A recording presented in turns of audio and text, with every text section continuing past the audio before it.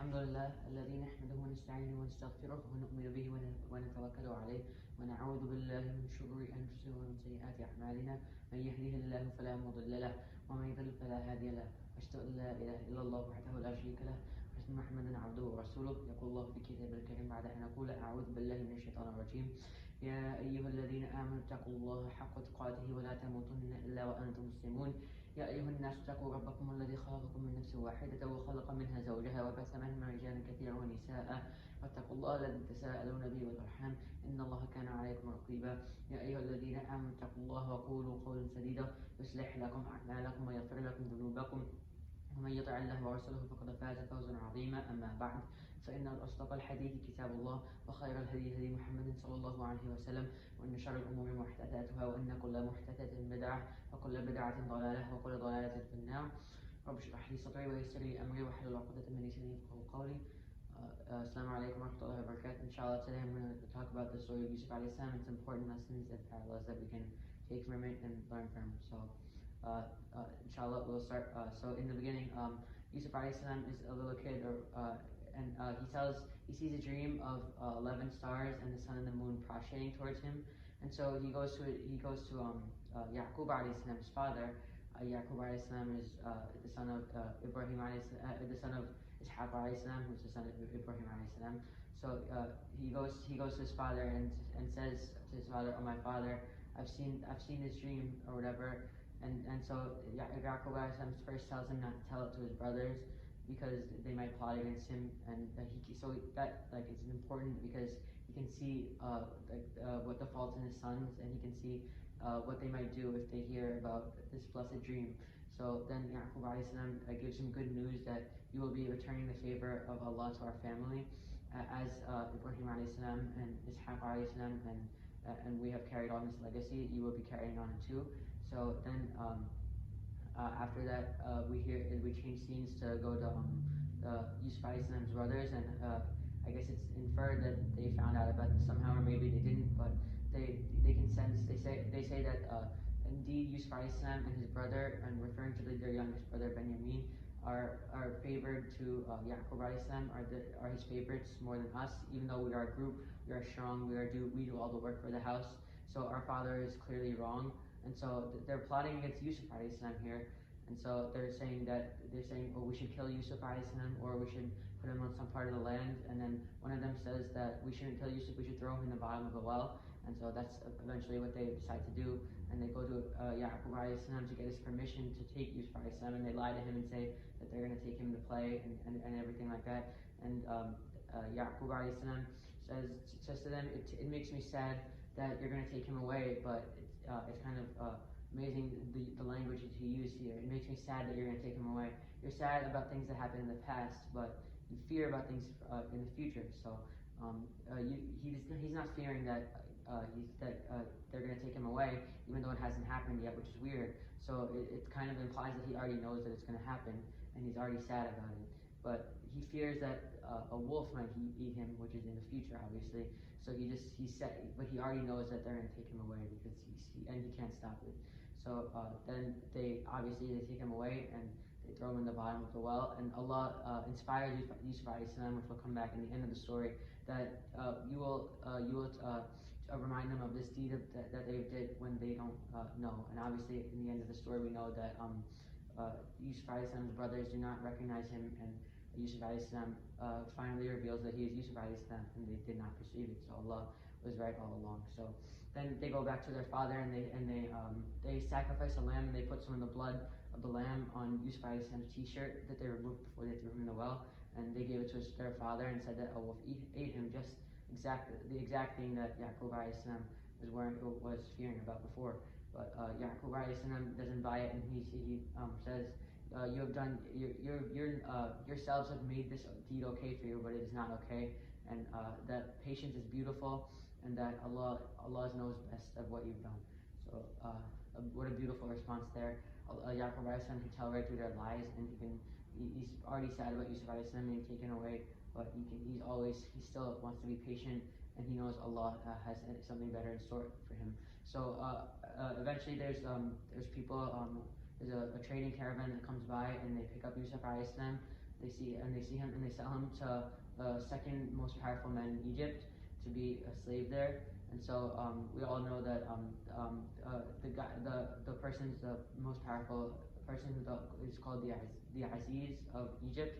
His wife tries to seduce Yusuf alayhi salam once he grows up more, and but Allah helps Yusuf alayhi salam and takes him away out of the situation and helps him stay pure or whatever, and he knows that, and they know from the witnesses, obviously, because Al-Aziz walks in the door just before something happens, and they see that Yusuf alayhi salam's shirt was torn from the back, which must have meant that they're using logic that he must have been running away. But if it was torn from the front, they said that he was trying to do something to her. But since it was torn from the back, a miracle from Allah that happened, and they knew that Yusuf alayhi salam was innocent. But still, even after that, the women of the town started making fun of the wife of Al-Aziz for trying to do that. But then she invites them over and brings Yusuf alayhi salam out to them, and they cut their hands because they're so amazed by his beauty and they can't stop looking at him.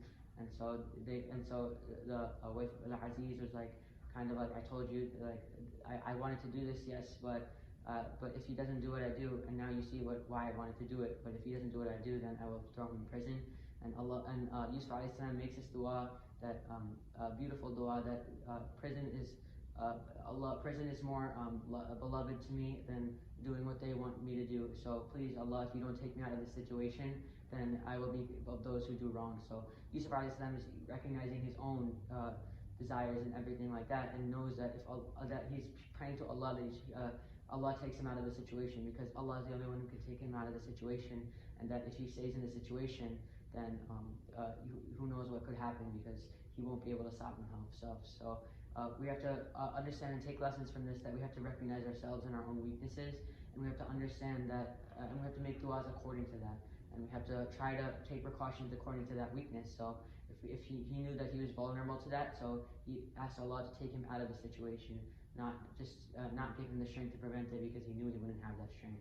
And so this also goes in the parallel that Allah says in the Quran in various places, don't go near zina and shamelessness and everything like that, because it is a trap for everyone that goes near it. So if you go near it, you'll be sucked in. So this is also evident with what Yusuf alayhi salam was saying.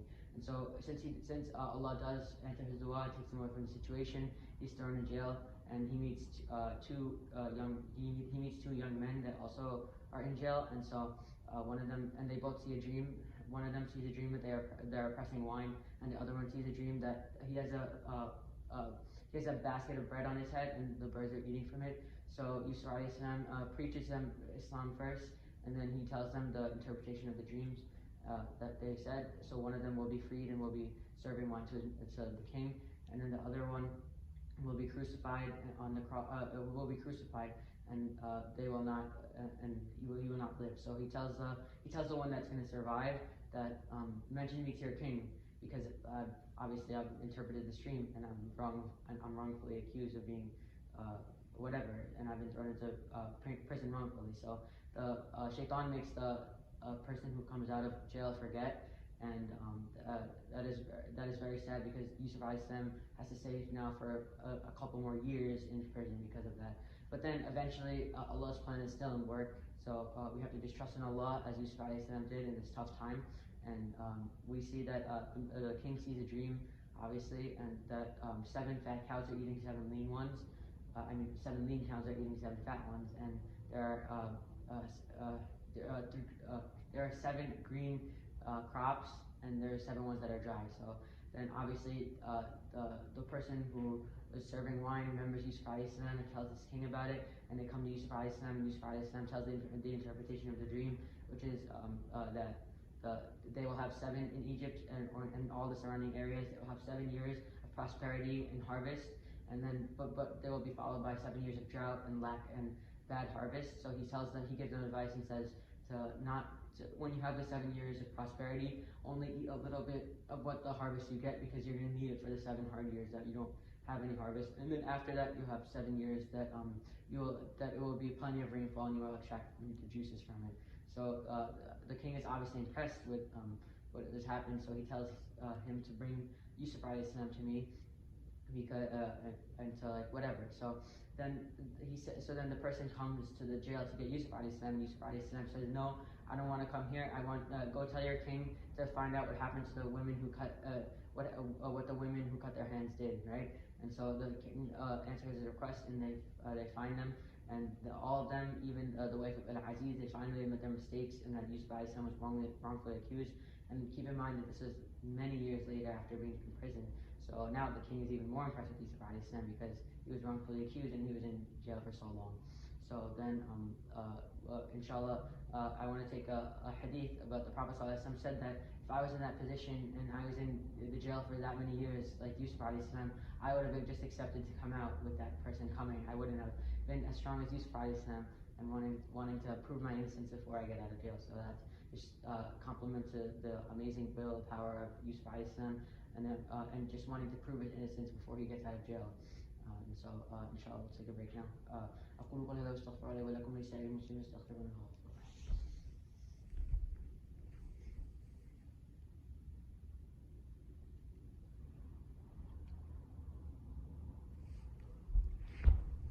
بسم الله والحمد لله والصلاة والسلام على رسول الله صلى الله عليه وسلم. Inshallah, pick up where we left off in the story of Yusuf alayhi salam. Now it has come to him that he's now free from prison, and now Yusuf alayhi salam goes to the king, and the king appoints him as the new Al-Aziz. So he gets now the position of the person he was a slave of before, which is amazing. Subhanallah, that Allah can do that in just a matter of years. So then we have to return to the unsolved issue of the story, which is Yusuf alayhi salam's brothers and his family that he's been lost from. So then obviously it's presumed now that they're through the 7 years of prosperity, and now they're in the 7 years of drought, and so they're rationing goods out to the people in the surrounding areas. So they're coming and they're bringing a camel bag like that each person can carry, and they will get their share of goods. Each person will get their share of goods if they bring that, and they bring their goods that they can trade for the food that they're giving out. So then Yusuf alayhi salam is appointed for this job, as he had the dream, and he asks the king that he can be appointed for this job because he knows how he can deal with this. So then in the surrounding area, obviously his brothers are still living, and they're growing older now, and Yaqub alayhi salam, everyone, it's been many years since he's seen Yusuf alayhi salam. He's still sad about that. And so his brothers come to him in Egypt, and they don't recognize him.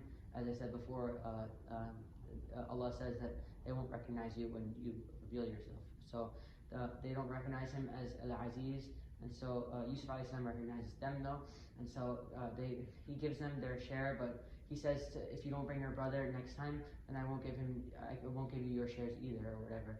So then they're like, okay, we'll bring him next time. So then they're asking, they go back and they ask Yaqub alayhi salam to give them, and so basically after he gave them their goods, like they gave him goods, and in exchange for the grain that they got from the harvest, Yusuf alayhi salam gave them the grain. So Yusuf alayhi salam, right before they leave, he puts them back in just a good favor to them. He puts back their goods that they paid for it with. So it's kind of like they got their things for free, so that he would encourage them to come back. So Yaqub alayhi, they don't see it at first. So Yaqub alayhi salam, they go back to Yaqub alayhi salam, and they ask him if they can bring Benjamin so they get his share. And then Yaqub alayhi salam is still remembering what happened to Yusuf alayhi salam, and he's still sad about it. And so he's still questioning them, like, why? So am I going to trust you with this brother as you have taken, as you have dealt with Yusuf alayhi salam? And so they have to take a oath with Allah before Yaqub alayhi salam lets them take Benjamin, the younger son, also to get his share of food. And they convinced their dad also because the goods were returned to them. Just like Yusuf alayhi salam said that they will return if these are returned to them. So then they go back again to Egypt, and they bring Benjamin, obviously, and Yusuf alayhi salam brings him to a secluded room, and he gives his brother the good news, and he's very happy to see his brother and everything like that. And so then as the brothers were going to leave, as they were getting their goods, then Yusuf alayhi salam, inspired by Allah, puts king's cup, which was a very important possession of the king, he puts the king's cup in Benjamin's bag, his younger Yaqub alayhi salam's youngest son, and they say that Yusuf alayhi salam and Benjamin were the only real blood brothers, and they were all stepbrothers. The other 10 of them.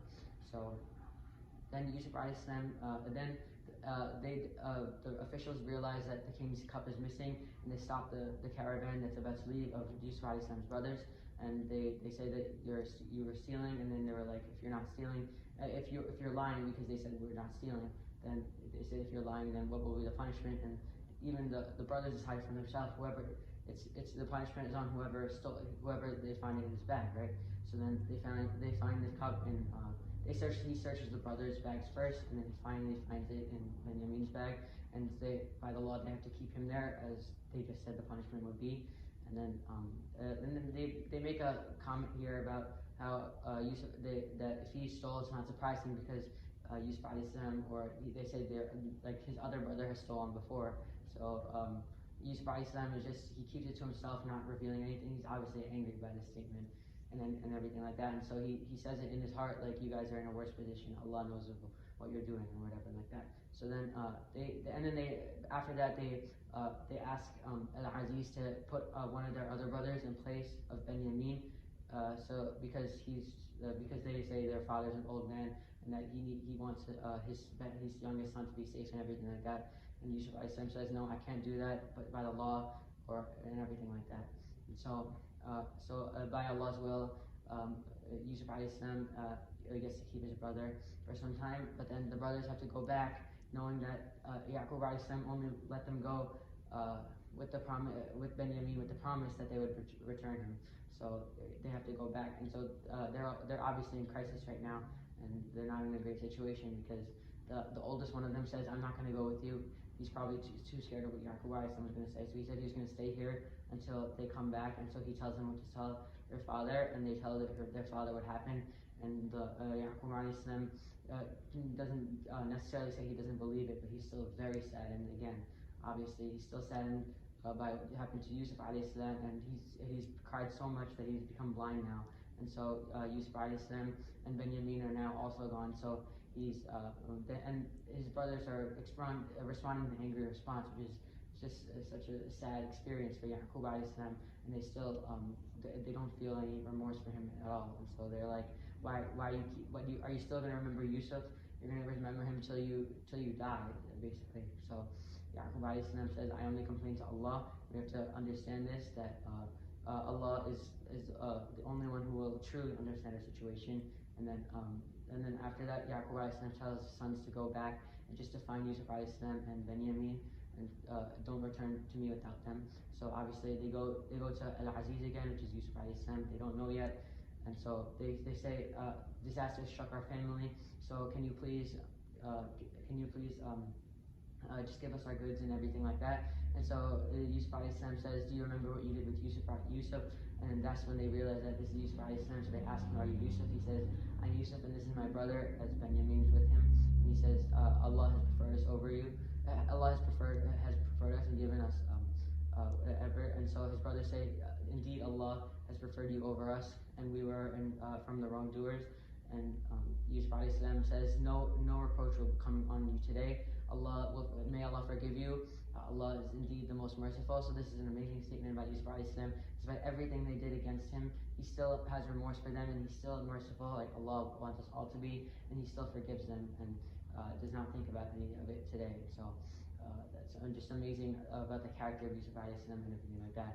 So Yusuf alayhi salam gives him his shirt and says, put it over the eyes of my father, and it will cure his sight, and bring them to Egypt, and they can live here. And so that all happened, and then they come, and then they ask their father for forgiveness, and Yaqub alayhi salam says, I will ask forgiveness for you. So that's also amazing about the character of Yaqub alayhi salam, and everything like that. And so Yaqub alayhi salam and them come, and then he raises his parents on the throne, and he says, and they all prostrate to Yusuf alayhi salam, and this was allowed in practices in the book of Yaqub alayhi salam, and Yusuf alayhi salam, that they were allowed to follow. They were allowed to prostrate to him, not out of worship, but just out of respect to Yusuf alayhi salam. They prostrated to him, and then obviously that was completing the dream that he saw right when he was such a young boy.